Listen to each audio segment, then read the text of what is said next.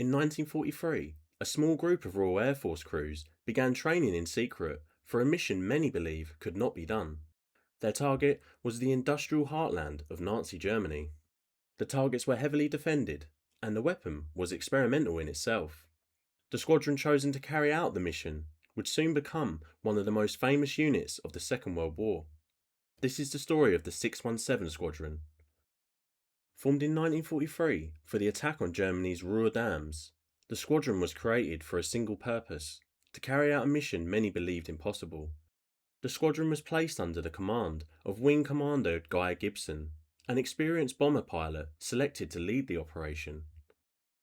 The operation itself had been built around a new weapon designed by engineer Barnes Wallis, a specially designed bouncing bomb, intended to skip across the surface of the water before detonating beside the dam walls beneath the surface. To make the attack possible, the crews would need to fly at extremely low altitude across occupied Europe at night. The risks were enormous. Flying so low left almost no time to react to power lines, anti-aircraft fire, mechanical failure, or mistakes in darkness. And yet, the success of the entire mission depended on precision. In the weeks leading up to the raid, the squadron trained intensively across Britain in preparation for the attack ahead. Then, on the night of 16th of May 1943, 19 Lancaster bombers took off for Germany. Their targets were the great dams of the Ruhr Valley, structures supplying water and power to one of the most important industrial regions inside the Third Reich. As the aircraft crossed into occupied Europe, the dangers became immediate. German anti-aircraft fire filled the sky.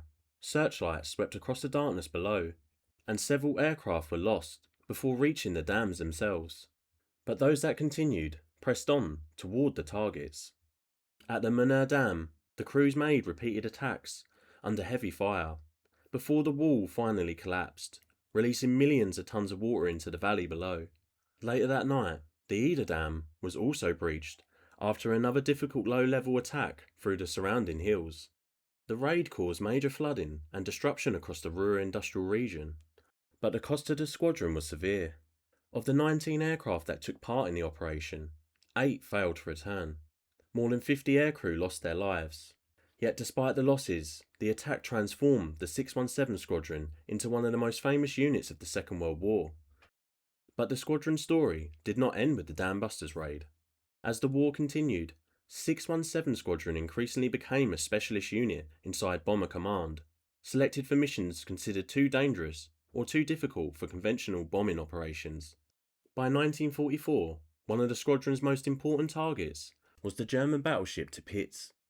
Often described as the lonely queen of the north, the ship posed a constant threat to Allied Arctic convoys supplying the Soviet Union.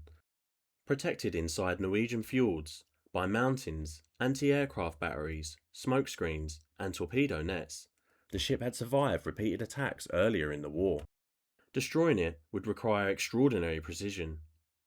Using Tallboy bombs designed by Barnes Wallis, the first ever bunker buster weapon, 617 Squadron joined attacks against the battleship in northern Norway.